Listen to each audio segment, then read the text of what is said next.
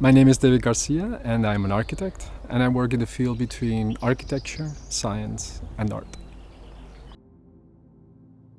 So I was commissioned by bringing in the tide to do a work that engaged people and its landscape and the shifting tides.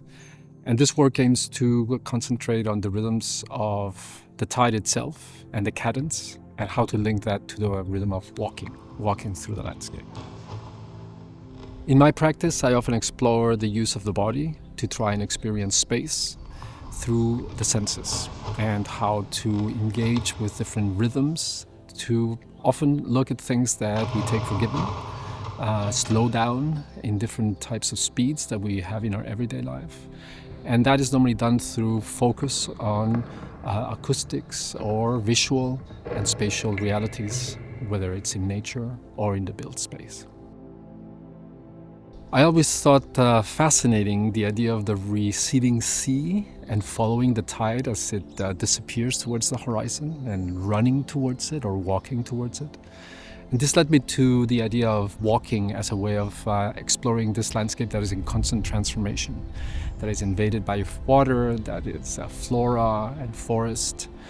And the idea of walking also has an acoustic rhythm to it, our footsteps. And this can be enhanced and tapped into by a walking staff that focuses only on sound.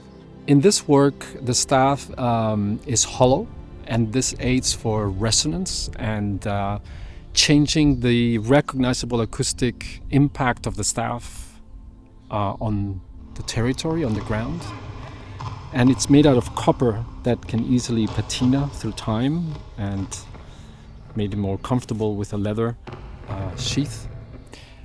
But most importantly, the sound of the tube, which could be any tube, is then tapped into this isolating box where a phone with a specific app is placed and turned on when you start to walk, and it's linked to your headphones.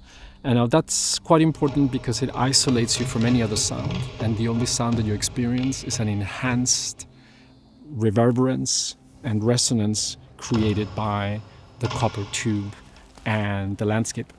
And in essence, it also invites you to play, to lift it up into the sky and catch the wind, to touch leaves and sand and water, and explore how those sounds that you thought would recognize suddenly become very different and very spatial.